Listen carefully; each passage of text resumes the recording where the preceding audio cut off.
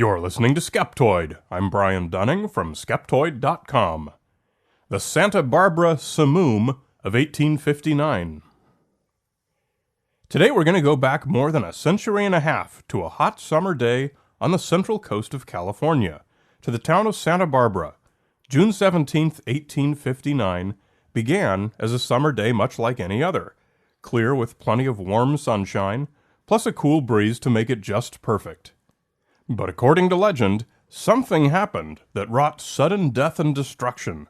From out of nowhere, a wind with temperatures usually reserved for baking ovens blasted down from the hills, killing animals and injuring people. It immediately set the country's highest recorded temperature. They named it the Simoom, after the hot Sahara wind of the same name. But it turns out that data is hard to come by. Was the Santa Barbara Simoom a true freak of nature, or perhaps merely a tall tale told to visitors? Here's a snippet from the 1859 Simoom from The Insider's Guide to Santa Barbara. Until 1934, Santa Barbara had a record high temperature on the United States Weather Bureau's books. On June 17, 1859, a Simoom, scorching wind, swept down from the northwest, and the mercury soared to 133 degrees Fahrenheit, about 56 degrees Celsius. Cattle dropped dead, and birds fell from the sky. The record was topped when the mercury hit 134 Fahrenheit, about 57 Celsius, in Death Valley in 1934. It sounds a bit like a tall tale, a perfect subject for our skeptical eye. Sudden hot winds are absolutely a reality on the California coasts. They're called the Santa Ana winds, and are the main contributor to the wildfires that can so often be destructive to coastal communities. Dry air from the Mojave Desert, and even the Great Basin further inland, forms a high-pressure region which cools, sending it spilling downhill toward the coast. The wind is very dry, and gusts can reach hurricane forces at their strongest. The wind is usually hot, but not because it came from the desert. It gets heated on the way by adiabatic forces, basically compression. Santa Ana winds can happen at any time of the year, but are most common in late autumn and early winter. Now, although Santa Barbara is a ways up the coast from the Santa Ana winds, it is indirectly affected by them. The high-pressure systems that create the Santa Ana winds are usually moving east, so a few days before they collapse into Santa Anas, they often cause a similar phenomenon in Santa Barbara that locals call the sundowner. When the sundowner winds spill over the Santa Ynez Mountains and rush to the sea, they can wreak some havoc, but because their path is much shorter, adiabatic compression forces don't have as much opportunity to heat the sundowners as much as their more southerly cousins. As for the term Simoom, it's the Arabic word for a sudden hot wind filled with sand. Searching old newspapers from the 19th century in the United States, I discovered, somewhat to my surprise, that the word Simoom was often used in the press in reference to gusty winds. So it's not surprising that the original recounters of this particular story called it a Simoom. Most of the sources for this tale cite a 1966 book, Goleta, the Good Land, where author Walter Tompkins told it with a fair bit of dramatic bravado, but his only known source was a much older book, 100 years older. It was a coastal survey published in 1869, 10 years after the alleged event, by the United States Coast Survey, called Coast Pilot, California, Oregon, and Washington Territory. Author George Davidson was an assistant surveyor on that trip, and later became the University of California's first professor of geography.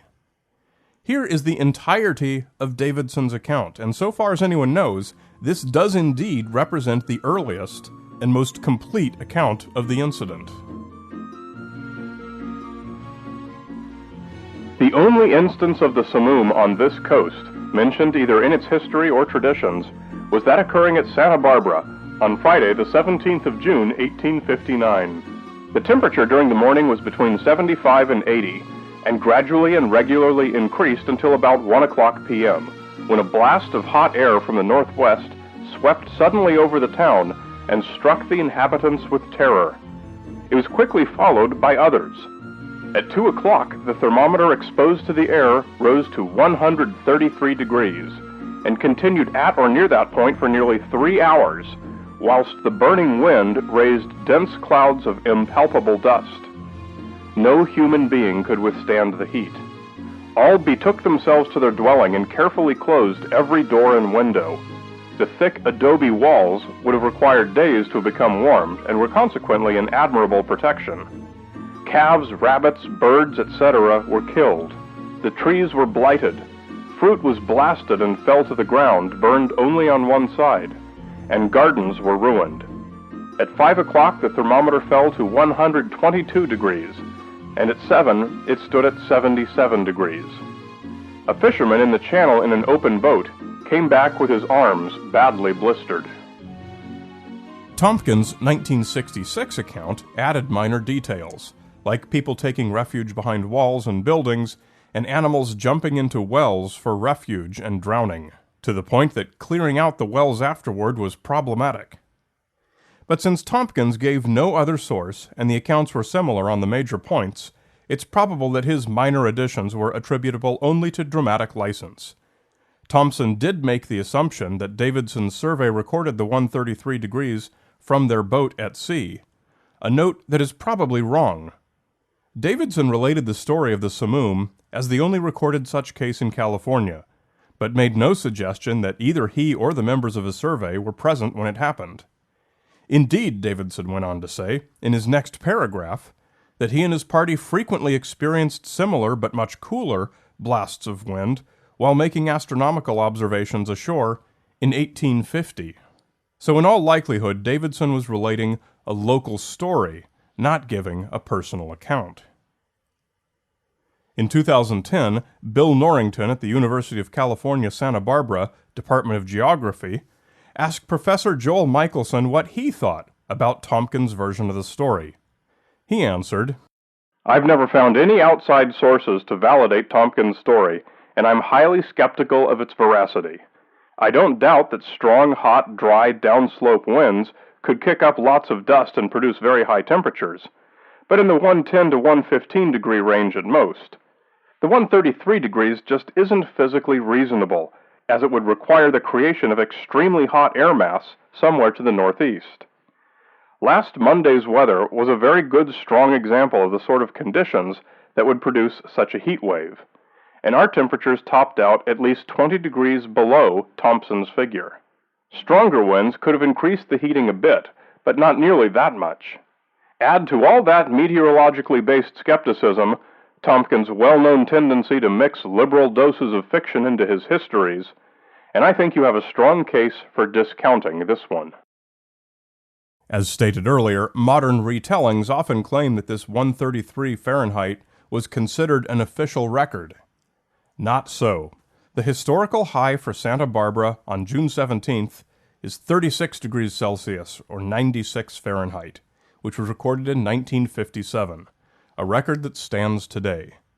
The Simoom's 133 does not, in fact, have any authority as an actual measurement.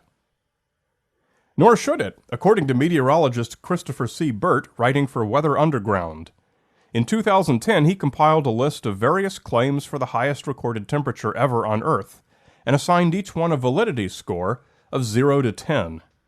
He gave the 1859 Simoom story a 1 out of 10, saying, "There's no record of who made this measurement or exactly where it was made in Santa Barbara.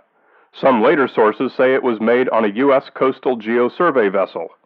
If that is the case, then the temperature is not possible, since the waters off Santa Barbara in June are never warmer than about 70 degrees Fahrenheit, and any wind blowing over the ocean would have its temperature modified by the cool water, no matter how hot the air."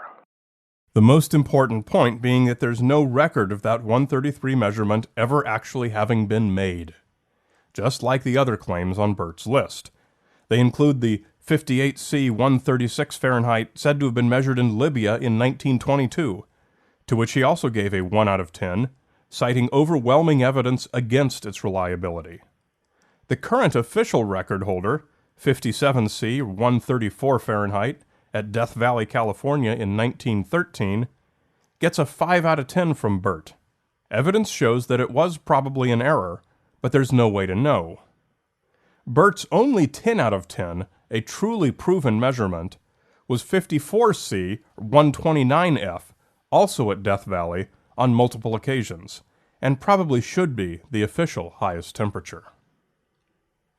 One of the things that struck me about the details was the fisherman with his blistered arms.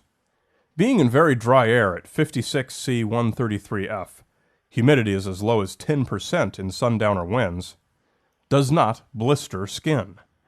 However, sunburn from being in an open boat for half a day or more can very easily blister your skin, regardless of the temperature. Cattle and rabbits survive temperature in the 50 plus C 120 plus F range all the time. Birds don't suddenly die and fall out of the air. The only plausible things in the account is that thick adobe walls do indeed provide a nice cool environment on hot days, and that fruit that falls from a tree and lands on a frying hot surface will indeed appear to be scorched on one side only. No shocking, extraordinary stories necessary.